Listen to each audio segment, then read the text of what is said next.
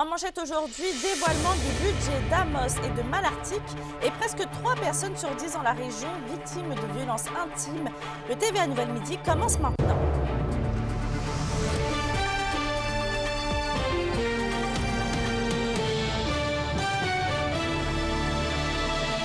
Bonjour à vous et bienvenue au TVA Midi.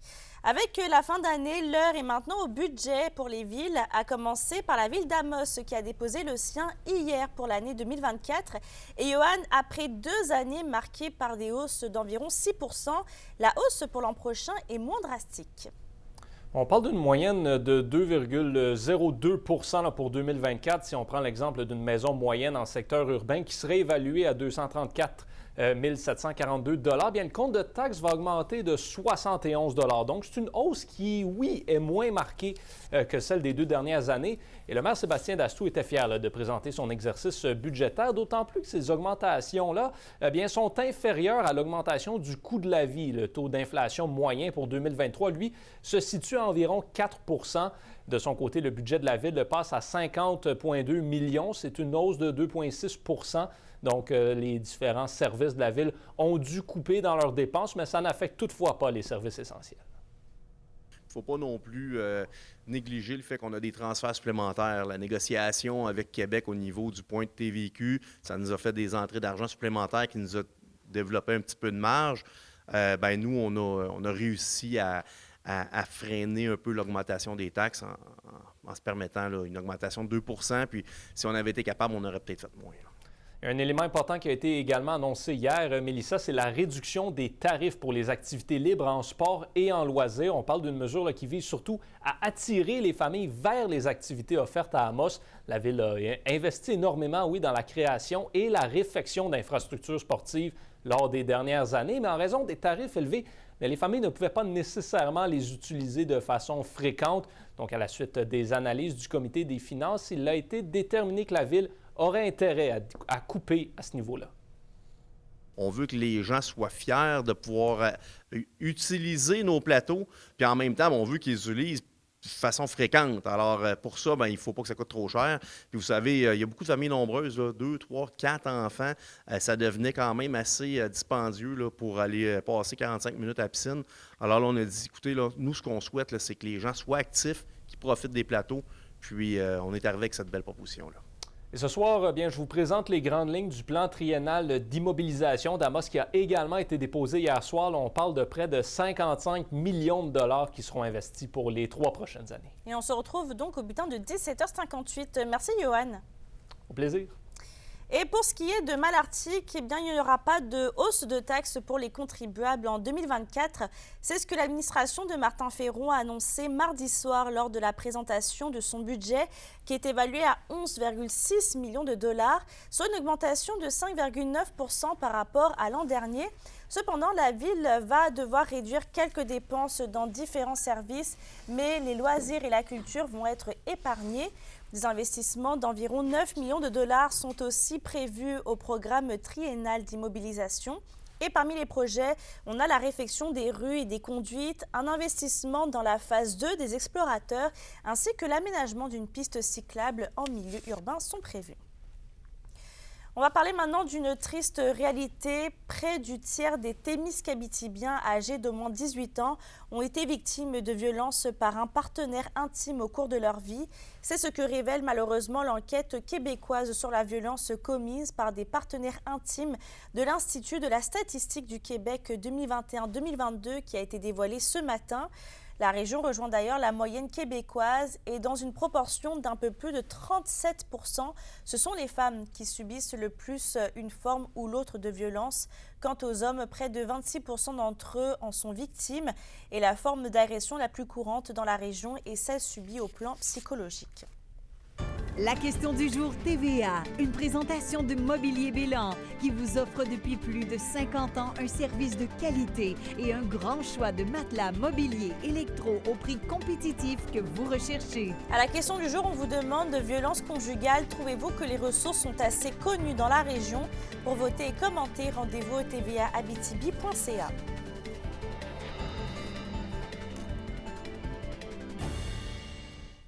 Dans le domaine de la main-d'œuvre, dans quelques jours, le Centre local de développement Rouyn-Noranda va se rendre à Paris en compagnie des 5 centres de services scolaires de l'Abitibi-Témiscamingue et de celui du nord du Québec pour combler des postes dans le milieu scolaire.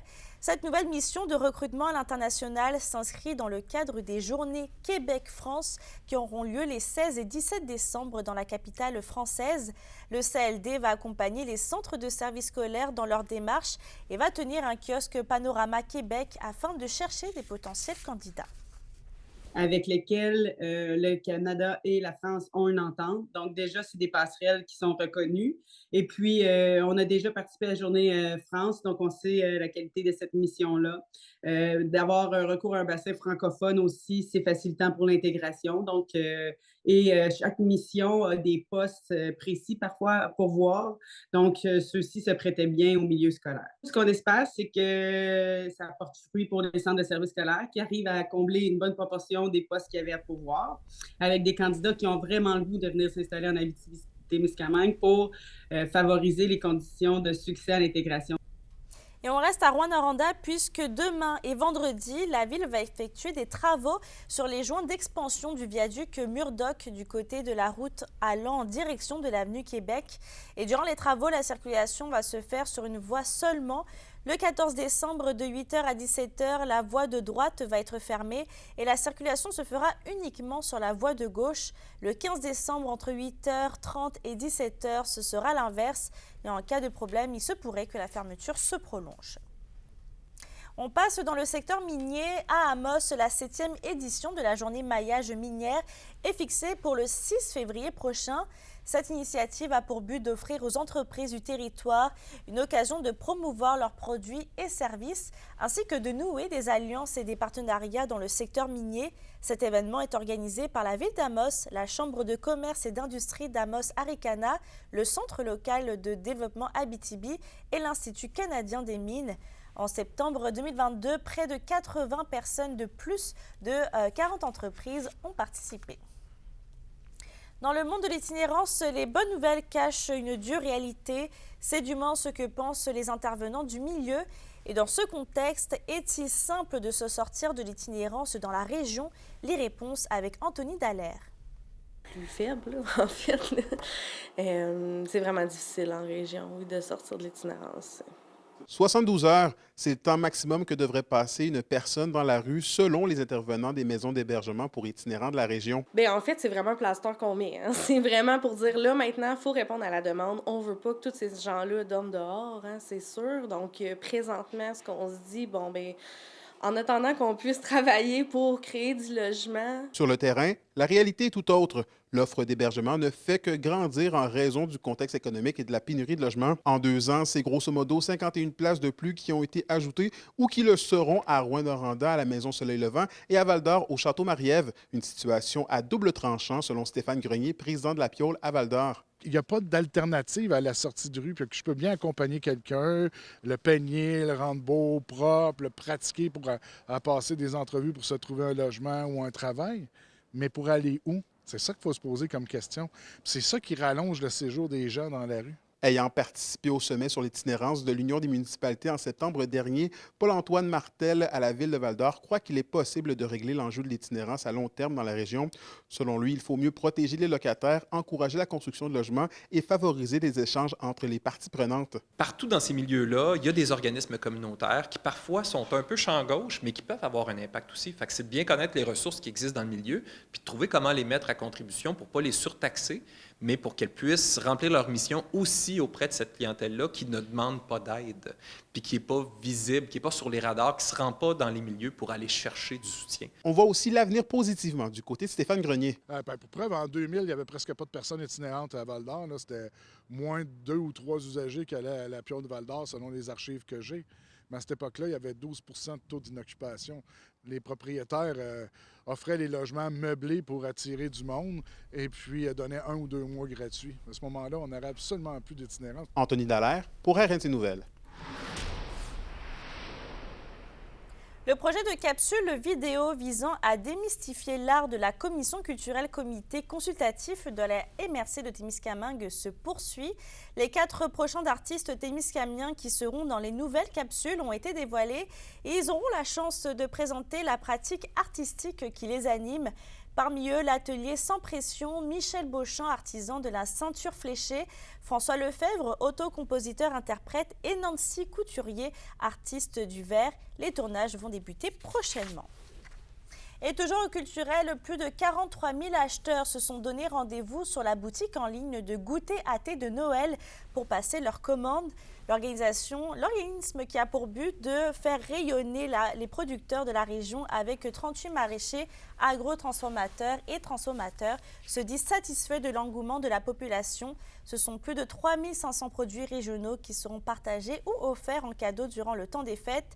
Et on rappelle que c'est ce vendredi que les gens doivent aller chercher leurs commandes au point de cueillette de leur ville.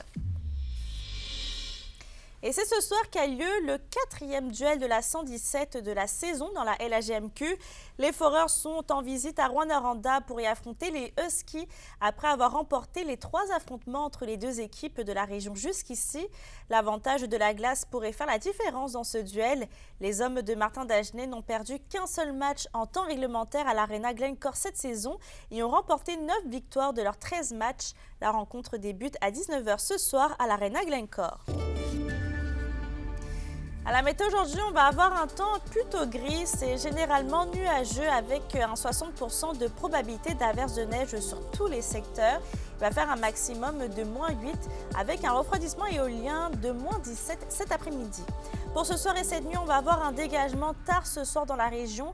Il va faire un minimum de -16 degrés avec un refroidissement éolien allant jusqu'à -22. Merci d'avoir été avec nous ce midi. Je vous souhaite de passer une belle journée, puis on se retrouve au bulletin de 18h.